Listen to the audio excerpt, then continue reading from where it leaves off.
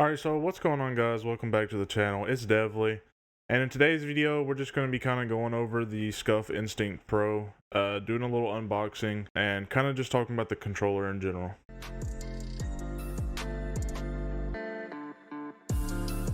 So to start off, usually when you get a Scuf, it comes in this little sleeve, and then this is your actual box. So we're going to go ahead and open this up. There's just a little tab down here. So I opted to go with the, this is the Dr. Disrespect limited edition. You can get this by just going to Scuf's website and like going to creators. And I got this one just kind of because of the red and white designs. It kind of looks like, reminds me of Red Tiger from Modern Warfare 2, if any of y'all remember that.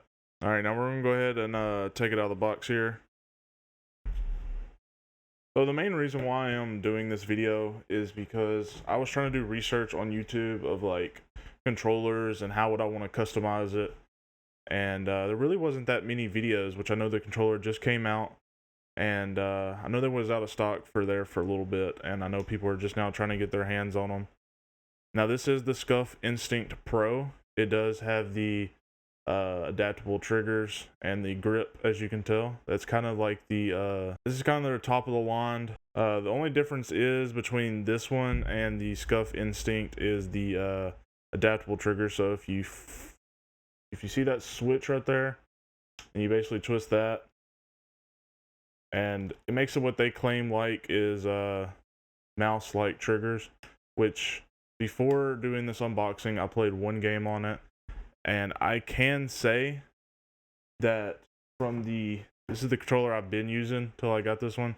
The Scuf Instinct, the triggers compared to this one is so much better. I don't know what they did to this controller. This was my original controller that I used for a long time. I've had this controller for I want to say 5 to 6 years, and the only problem I had was this back plate. The little piece broke, and I just had to tape this on.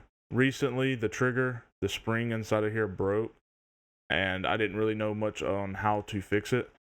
So then I just went and picked up one of these temporary because I knew they was releasing the new Scufs, and I was wanting to get one of these, so I just kind of waited around. And playing Call of Duty or like any kind of FPS games on this, I don't know if it was just me, but there is a slight delay in these triggers. And when I say there is a slight delay to these triggers, it's pretty noticeable. It's pretty bad.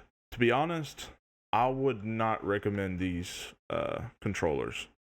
I would stick to the regular Xbox, which I know a lot of people are trying to get the new consoles. But I can tell you right now, after playing on it, the responsiveness of these triggers are not that great. That is one of the main reasons I have to go for the Pro, to have these adaptive triggers. Now, if I would have never picked up this controller and known that the triggers were so bad on this, I probably would have stuck with the Pro. I mean, I probably would have stuck with just the regular Instinct. But since I had the experience with this and I didn't want to have to deal with the delay in the triggers, that's why I opted to go over the Pro to try out these triggers. Now, I will have to say, I have played one game. I just finished off a game on the Halo Infinite Flight, and I will have to say that if you're wanting to use one of the new Xbox controllers, go with, it don't even have to be a Scuf. I have not tried out the Elite series, but go with a controller that has these trigger stops, or one of the older model Xbox controllers. Before I end it off here, I kind of want to show a comparison of where my fingers sit. So this controller is a lot smaller, I can tell, than the previous Scufs. And so, I don't know, it's going to be kind of hard to tell, but you can see my fingers fit right there. Now, I think this was a much needed redesign compared to these paddles, which there was nothing wrong with these paddles in my opinion. And you can kind of see where my fingers sit on this. And you can kind of see why they redesigned them. For me personally, I never used these back two paddles. It was always B and A, so I could slide or jump in like any game that I'm playing. And I never used these two paddles. But as you can see in the new paddles that are redesigned, so if your finger's just sitting up there, that's normally where your fingers rest. You can sit there and click that back one, and then all you have to do is just roll your finger just forward, and you're sitting there clicking that.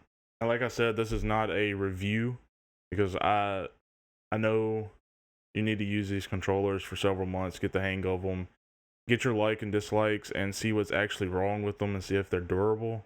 I know these are newer models. I'm basically just making this video to show y'all guys this controller. So I know a lot of you guys are trying to like see maybe what kind of designs you want, or if you're looking into getting this when you don't know much about it.